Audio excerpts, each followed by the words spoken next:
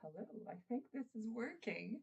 Let me just try to see here to go to my channel. I couldn't get it to work as a webcam, so I need to send the new link hello to people. All right. So, hello, how are you? Um, today Oh no, what's going on here? Today we are talking all about getting back into the swing of things, or maybe you're new to homeschooling and it's just getting started. What I'm doing, oh, just wait, you know what? Give me a second here. I'm going to change this completely. Okay, brand new link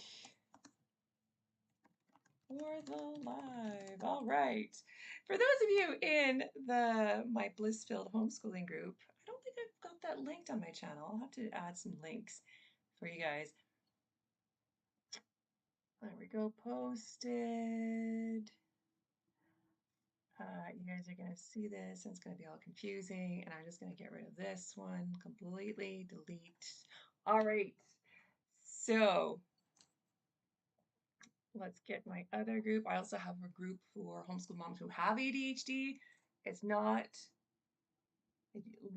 most of us have, if we have ADHD, we have kids who have ADHD as well, but it's really aimed at moms who have ADHD themselves and are thinking of homeschooling, or are already homeschooling and just kind of struggling and wanting some extra assistance. So today, our topic today is, yeah, getting back into the swing of things, or getting started with things. I didn't get any questions from anybody, but I've seen lots of things in recent weeks. I know some of you will have already gotten back. Some of you feel like you have to go back because you live somewhere where school is already back, which I find kind of weird. Um, Here, pretty much everywhere in Canada, as far as I know, follows like the September to June schedule. So we have July and August off. There are some year-round schools that do things a little differently. I have heard of a couple of towns here in Alberta where they're getting back like a couple of weeks before September, but nobody's getting started like in July and first week of August. Um, but so what I've been seeing, and what the reason I decided this was the topic for today, was just people who have been homeschooling and kind of feeling like, oh, I just don't, getting back into it, I don't know how to make it work well. It always seems like such a struggle, or maybe you just don't remember what you did last year. A lot of people starting homeschooling for the first time, either with younger kids or they've pulled their kids, and just kind of feeling like, you know, I don't know where to start. Like, how do I plan my first week? How do I get us going on things? And kind of the understanding with the questions that I've been seeing is that it's, you don't want to just jump in and make it feel like school, right? And even at school, for the younger grades, and I say this, being a teacher, being a substitute teacher and having taught even in school in the younger grades, like under, like I'd say elementary, it's not a full day of work the first day or 2, 3 days, right? It's getting into back into things. It's doing some review on things. It's getting to know each other, because there's almost always some kid who's new, or just getting to know the teacher, getting to know the routines. I could see maybe grade sixes here. They might do a little more work, but it's there's not it's not we gotta start school. We gotta have, for homeschooling, like preparing for homeschooling, we don't have to be doing, first of all, we don't have to be doing like school. Anyhow, we don't have to have our full structure on the first day. Okay, that's not what's going to make or break your homeschool year. So let me just get this set up so I can see things a bit better here. Oh, there's the chat. All right, awesome. Oh, if I do that, it hides the chat. Okay, fine. I won't do that then. I guess I just put myself off camera. So my first tip for you in getting started with your homeschool year is to pick a day. Okay. Some people don't have a date picked yet, and that's fine if you have a rough idea when you want to start. What I don't want you to do, especially if you've been struggling, is just to kind of wait for a day that feels right. Okay? We don't want to do that. Waiting for a day that feels right can take forever. And there are little things you can do, even if you don't have your curriculum figured out or you just haven't gotten it yet. Even if you don't have your full plan in place, there are things you can do to get the year started and going, and you can figure out the curriculum later on. The curriculum, and so many of you, if you know me from Facebook, um, will know I say over and over, a curriculum is a tool, not a requirement. All right. So even if you don't have your whole curriculum figured out, or you've got it and you just haven't made sense of it yet, you can't figure out how to get started with it. We're going to talk today about things you can do to get started, get the homeschooling going, um, and without the curriculum, and you can add that in later as you're ready. All right. So first thing is to decide which day you're going to start. Uh, we always started right after Labor Day. Like that's even if the kids. Well, no, that's not entirely true. We started our first day was always the day that local kids went back to school. Okay. So I know I didn't introduce myself. Should I do a little introduction? Well, welcome to ADHD. Um, little quick introduction is that I homeschooled my kids and other people's kids while also babysitting. And so when I say we, I'm talking about my kids, my two kids, and then the two or three other kids from other families that I was homeschooling. And my husband is a teacher as well. So it just really worked well. Like whenever all the kids were going back to school, that's when the not my kids would come to us, and that was our first day. But our first day was always organizing materials. The Not My Kids had specific math resources they were using or some other things. And, we'd look at that, kind of look at things. We'd write out lists of things that were in, like they wanted to know more about that year. They wanted to work better. They wanted to work more on or get better at that kind of thing. All right. So that was part of our day. Second part is my tip for you. Find some local homeschoolers. See if there's something already going on. And if not, set something up. Just a park day, um, an indoor park day, pool, something, right? With the kids going back to school, like with you starting the same day the kids go back to school, that means all these things where kids have been at all summer, they're all in school now. So you should be able to have a little more space and a little more quiet to be able to watch your kids, have your kids interact with other homeschoolers. We always did the not back to school picnic that happened here. Uh, there's so many more homeschoolers now. There's like a few different not back to school picnics people can choose from. So find out or get connected with homeschoolers. Facebook is a great place to find local homeschoolers. I know you might not like Facebook. However, the groups aspect of it is fantastic. You don't have to have a feed full of all kinds of different people's things. You can just have the groups. Okay. You're um, it's a great place to connect with other homeschoolers and get these activities going. But let's say you live somewhere where you aren't able to find other homeschoolers, or nothing's going on, nobody seems to want to do anything, or you just want to be with you and your kids, do something fun. Okay. Maybe have a time. Like if you have your curriculum, have a look at it instead of getting started with it. Have everybody look it over. Have, say what they think that is going to be easy, hard, what they like, what they don't like, whatever.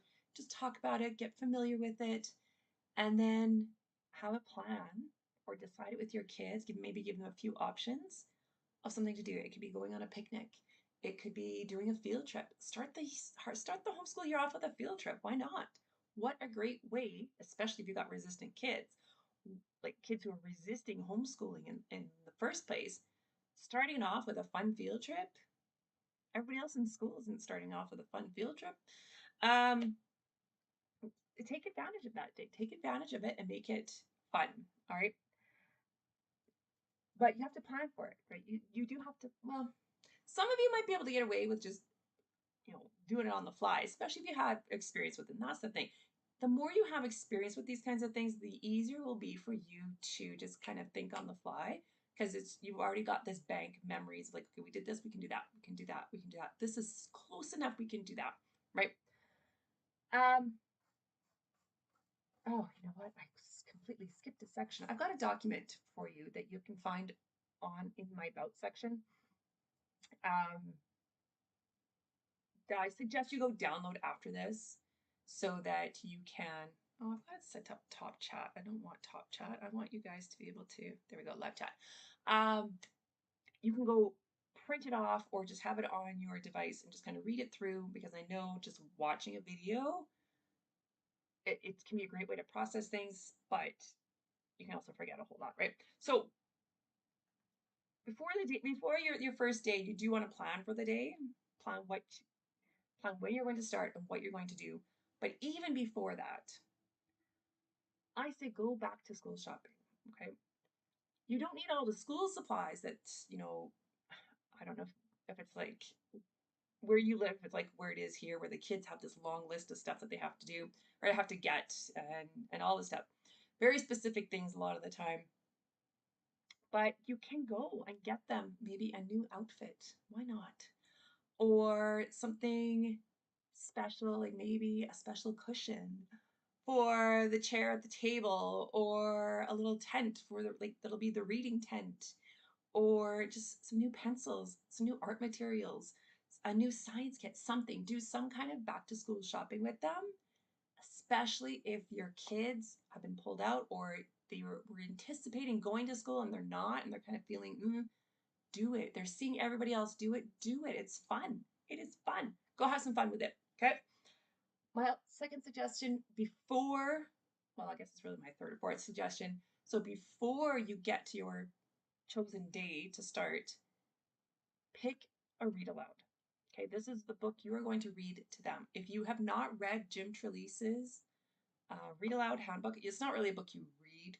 There's a section that you read, and then the rest is this collection, this list, anthology. I don't know what to call it. It's not really an anthology, but it's pages upon pages upon pages upon pages of lists of books of organized according to genre, um, suitable reading level, suitable listening level, because kids can listen and understand at higher level than they can read.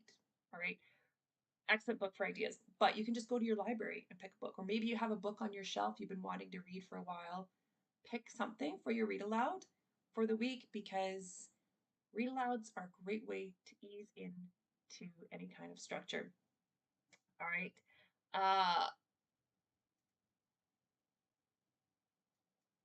What did I have here? Oh, I actually suggested it. There we go. In the document, Jim Trelease's Read Aloud Handbook. Okay, so pick the first day. Homeschoolers doing something bigger. Okay. And then, yeah, I've already talked about this. So before you head out on that outing, if you have curriculum, if you take some time to kind of connect with your kids and think about, write it all down too. You can maybe have a wall of ideas, or if you have a binder or planner that you're using that you can put things in, like keep those ideas in your back binder or on your wall. And when you're looking for something to do, or your kids are bored and like, I don't want to learn it. Like maybe they're done whatever work you've given them for the day, or maybe you don't give them specific work, they just don't know what to do with themselves. You can go see, well, hey, I want to learn this. What can you help me find resources or whatever, right? What else did I have here? So you share your goals with them about how you kind of see things. Maybe you don't have a vision quite yet of how you're going to do things. That's okay. You can tell them that. It's like, I don't entirely know how we're going to do this. We're just going to ease into things. Easing into things is so much better, guys. I tried I tried the jumping into things. Like, boom, we just have full school day. And then every time people got sick, or we had a week where we just couldn't do anything anymore, I would try to jump back into what we were doing. It doesn't work, especially if you have neurodivergent kids. It is just so much. It's too much. It's too much. Okay. So you can take the time to write out the goals. And then also, if you haven't already figured it out, or kind of work out with the kids, where will any kind of resources be kept? If you have already figured it out, lay down the ground rules. Okay? About I'm going to take that back. It doesn't necessarily have to be laying down the ground rules in the sense that you are telling them exactly what they need to do, but um, laying down the ground, like talking to them about, well, why do we need to put things back here? Why do we need to get our art materials back here? Why do we need to get everything back here, right? When you get them to think about the why, or what would happen if we just left all of our materials out? The dog will eat the crayons, the toddler will get into stuff, right? That kind of thing. So just kind of talk about the space you're going to use for your homeschooling, and talk together about what needs to be done to make it a nice space to keep working in, right? And then I have for your first day, if you've got a block of empty time before you're heading out for your fun activity or starting your fun activity, maybe you're just going to do like a movie marathon or bake cupcakes and do a movie marathon. Baking cupcakes, by the way, does count as homeschooling. It is measuring and science and cooking skills. And movies are part of film study, which is part of language arts. So it counts. I forgot what I was saying now. Before your picked activity. So if you have a block of empty time, this is when you pull out your read aloud. Maybe make some tea, some hot chocolate milk, something as a little treat to go along with it. Get nice and cozy. Don't do the read aloud at the table, okay? Well, maybe if you're having a nice snack, then everybody should be at the table. But this is when you can start your read aloud. This is as making the read aloud a part of what the kids will intuitively know is their homeschool time, especially if you're wanting to have homeschool time. If you're not doing like an unschooling approach and you're wanting that specific homeschool time, read alouds are a fantastic part of that. It can be fiction, it can be nonfiction, it can be easy, it can be hard, it doesn't matter. Read alouds are fantastic. If you did nothing but read aloud to your kids, which I mean, your voice would probably give up, but if you did nothing but read aloud to your kids every day for a couple hours from different things, like you're reading literature for the first bit, and then you're switching to science, and then maybe the next day you're reading some kind of history to them, they would learn so much just from listening to you read to them.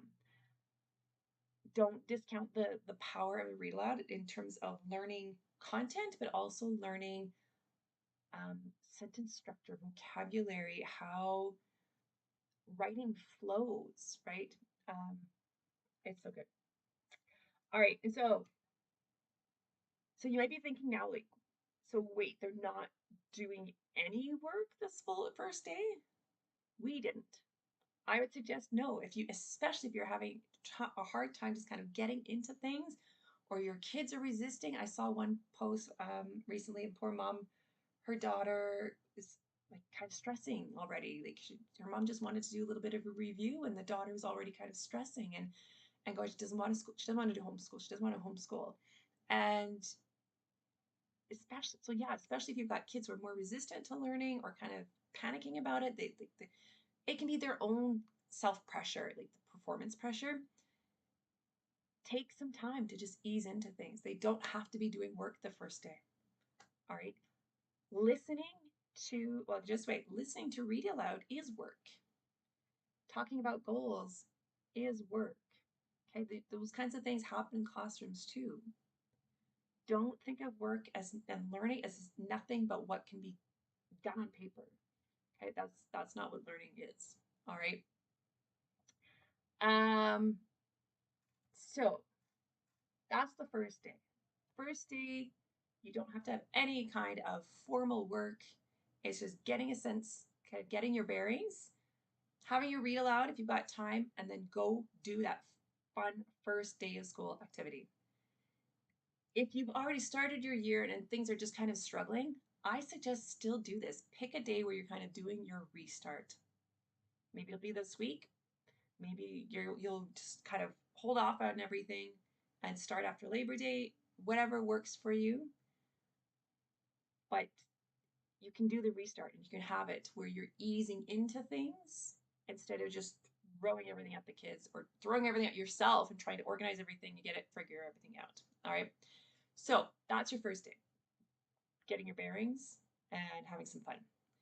The second day is when I suggest doing some work, some formal work. I did use work, but we know what I mean, right? So do a little bit of formal work, but just a little bit. And this will depend a bit on your kids, not only their age, but their feelings about school time, um, any difficulties they may have with that in terms of learning difficulties, ADHD, ASD, um, just their own ideas, right? So, and just their own personalities. Like some kids may be like, I want to do 5 pages of my workbook today. Fine. Other kids would be like, do I have to do any workbook, right? So,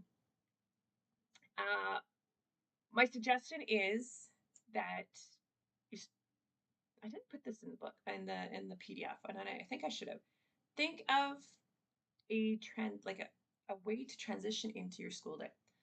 Some people have like a morning basket, and that can be like there's a little read aloud every day, right? Or there's a little practice sheet. I wouldn't get into practice sheets just yet because that would be a new thing, right? Today we're introducing something new. The second day we're introducing one new thing. And depending on what you have available, either you will just pick something and you'll do it with them, or you could have them pick what they're going to do. Like, let's say you have some books that they could read, you have a math program, and I can't think of something else. Okay, those are my things right now. Or maybe you've bought like a spelling or a handwriting program too. Okay, you could decide for them, or what generally works better in terms of cooperation is say, okay, well, we're only looking at these 3 today. Which one would you want to do? Right? You let them decide which one are they going to work on. And then that can be it. When they've done their, maybe it depends on the age again, right? 5, 10, maybe 30 minutes, it can be done for the day. Do you read aloud? Go outside, bake, do some other like fun thing with them. Um, and it can be a learning, like there's all kinds of different learning activities that you can do with your kids that have nothing to do, that don't feel like school time. My son used to tell grandparents when like we would all get together and the grandkids are all there and the grandparents would go around and say, look, what are you learning in school? What are you learning in school? What are you learning in school? And they get to him and he goes, oh, we don't really do school. Like, like I spend so much time and all this stuff for school and he doesn't feel like we're doing school, which on the one hand was great because it meant he didn't feel like it was like being too imposed on him and he was enjoying it. But on the other hand, it was giving the impression that I was kind of neglecting him. Um, and he wasn't doing anything, like he wasn't learning anything. And I said, well, you've been doing this. You learned about this week, and like you were learning about these animals this week. We did this science experiment. We went on this field trip. All his I list all these things, and he's like, well, that's not school. That's fun, right? So I forgot where this all started, and that's okay. But oh, just okay, that's what it was. So you might have your formal stuff. Just because the formal stuff is done doesn't mean it has to be just a free for all and it's all playtime. It can be. That's totally fine too. But if you feel like you need a little bit of structure, identify ahead of time some learning activities that you could do. Or if you have a local library, head to the library. Go have them pick out some books. You pick out some books. You could even give them a challenge to pick out each at least one nonfiction book. That is a great way to bring new topics and ideas into the house. Um, and if they're unfamiliar with how to find books at the library, like maybe you're the one who's done it always before, or maybe you've like they've just kind of limited themselves to one section, you can take the time because it'll be empty. You can take the time to kind of show them more like where to find different things. Here are the picture books, here are the novels, here are the nonfiction books for kids, here are the magazines, here's whatever, right? If there's a librarian on hand, you could even ask them if they could just do a little tour and explain things like how to find books in the nonfiction section, things like that. All right, take advantage of your library, because I mean, you'd never have the time to read all the books that are in there, but everything you could possibly want to know is at your library. All right. Let's see. So, and think in terms too of any curriculum you have picked or any topics you've picked, um, maybe unit studies, whatever you've chosen. Just checking my lighting here. Um, Look to see if there are any books you can find to help complement that, right? It's very different working in a curriculum to having a nice book with pictures, or just at a kid's level. Like, it's not like what Charlotte Mason calls living books, just something more alive, more interesting than typical curriculum. All right. Um, and then look for like look for things to help you in your homeschool with art, science experiments, math games. Like there's books that give all kinds of different math riddles and math tricks and stuff, right? All right, so that's our day 2. Now, depending on when you're starting, so here I think kids are starting on Thursday this year. Maybe they're not. Maybe it's teachers are starting on Thursday. I don't know. I should probably find this out soon because I'm still studying this year. Um, so if you're starting on, like, let's say a Thursday, Friday, then that's it. You're done. You've had a little transition. You can just kind of keep up the pattern the following week. If you're starting after Labor Day or starting with a full week, then think of it in terms of each day, you're just going to add, if they seem ready for it, one more subject, right? So on day 3, let's say they did math on the first day. They could do math again, because math is one of those things you can easily do every day, right? It doesn't have to be, but you can easily do it every day. And then, so you do a little bit of math, or maybe you'll start off with math and science. Let's say you'll do math and science. I would suggest starting with the science, then do the math. But again, it kind of depends. Here's another thing I say. Homeschooling is one big science experiment. Okay. So that means that you have to be prepared to just kind of try things and see how they go. Never see it as a failure. It's always giving you a message or a lesson.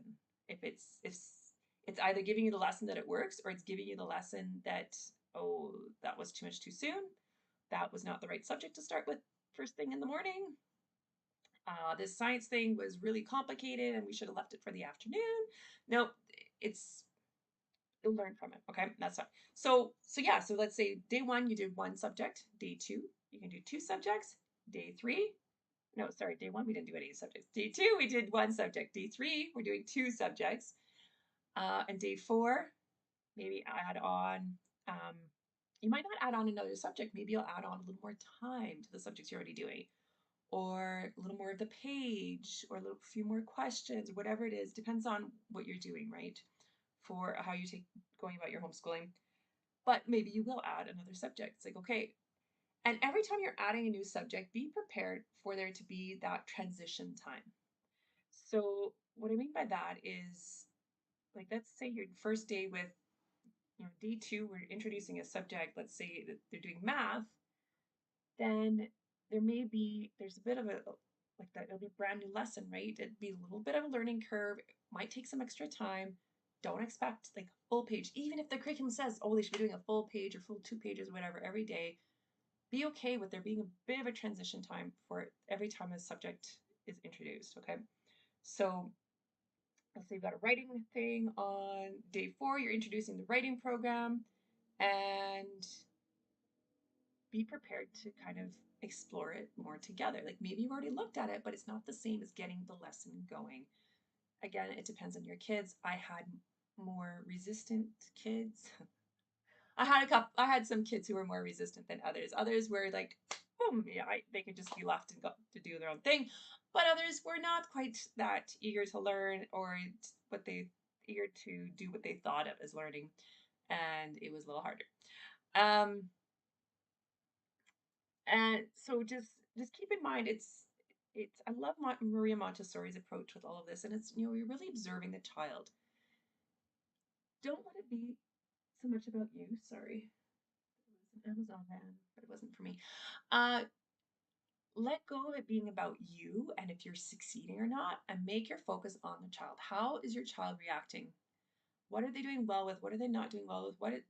What's unclear? What is causing some stress? What's causing them to shut down, right? Um, so just kind of be aware, like be aware of how they're reacting to the change. How are they adapting? Some kids do great with the change and some don't. Some really need it to be stretched out longer. So even though I'm saying add another subject on day 3, maybe you'll wait. Maybe you'll wait until the next week to add on the next subject. And you might have some kids are doing 4 subjects on day 3 and others doing just one still, and that's okay. All right. I do suggest having some backup ideas in place. Okay. What I mean by backup ideas is like maybe you have a cake mix that you could turn into, things are falling apart. Something is really not clear. You thought you understood the resource. Your child's having a meltdown. You realize you really don't understand what the thing's asking either. She's like, you know what? We're gonna take a break from this. I'm gonna try to understand it better on my own. Let's do something else. We're going to bake today. Or we're going to go outside. We're going to go for a nature walk. We're going to do some art. We're going to maybe have some coloring pages printed off. It doesn't matter. Just have some ideas, board games, card games, something. Have something in place, ready to go, so that the time you envisioned still doing something kind of structured, you still got in place. I as somebody who had I had a loose structure with expectations, like there were certain like morning time was our learning time, except for my son until he was older, but morning time was learning time. So you couldn't just, do 5 minutes of work and then don't go play and do nothing. Like that wasn't okay. But having other ideas of things that could be done, that meant that morning time was still structured. It was still our learning time. We were going to be doing very specific types of activities during that time. I don't know if that makes sense. Let me know if that doesn't make sense, okay, in the comments. Please let me know if that doesn't make sense. Let's see. What did I have here? I said, some homeschoolers only do work in the morning. If your goal is to have your day filled with learning, like maybe not curriculum all day, especially if your kids are younger,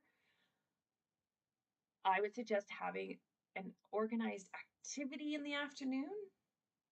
So, and so what I mean by that, so it's just kind of like the idea of backup activities, like have more read aloud time, have um, just like do singing songs together, arts and crafts, things that are messy and maybe that would interrupt people or distract them in the morning. That was one thing we didn't have. There's only certain types of art materials could be used in the morning, and the rest couldn't because it was going to be a distraction or make a mess. While those who were working on more like textbooks and stuff like that, like it just wasn't going to work well. So morning was more the individual learning, and then afternoon we did group stuff together. So that was when we did our science experiments and our art and puppet plays and read aloud and silent reading time. We had silent reading time every day. That I don't think I put in this document, but that is a fantastic thing that you could do in your first week. Have your read aloud, but also have your group read aloud or your group silent reading time. And you, mama, you have to be reading too. This is not, oh, you have to go read now. This is we are reading together, but our choice of reading material, if your child is too young to read, they can still have a book that has pictures and they can tell you about the story from the pictures, right? And then after your timer goes up, timer goes off, I'd say start with 10 minutes. If you got more resistant kids, uh, go up to, I don't know, I'd probably only start with 10, 15 minutes. See how it goes and then bump it up from there if you can. I forgot what I was saying. So read aloud, everybody's reading. Um, and then when that timer goes off, that's a perfect time to work on those comprehension and recall skills because you start sharing, well, what's going on in your book? What's going on? What happened in your story? What did you think about that? Right? You get them thinking, get them what Charlotte Mason calls narrating, and that's really great for learning, but also giving them the chance to read what they want to read. That's something that they can read is fantastic for improving their actual reading ability. Okay, way beyond most programs. Um, oh, I have in my PDF, I have a page of some fun learning ideas, some of those backup things. I only have one page. There's so many other ideas I could put in there, but I didn't. So if you want all of those ideas, go check out the link in my YouTube channel, like the about section of this channel. Okay. There's one link that is for the Homeschool Mom School, and then there is the link for the PDF that goes along with this live. All right. So do let me know if you have any questions, any ideas that you want to share with other people. Please leave them in the comments. If you know somebody who could benefit from seeing this video, please share it with them. And do make sure to subscribe to get all my upcoming videos that will give you tips and tricks to make your homeschooling the best it can be. All right, guys, thank you so much. Now I have to figure out how to, this is the first time using this software, have to figure out how to stop streaming. Thank you so much for watching this, and I will probably be on live next Thursday as well. If you have an idea, if you have a suggestion, a topic suggestion, let me know. Otherwise, I guess it'll be a surprise for everybody now. All right, catch you next time, and have a great rest of the week.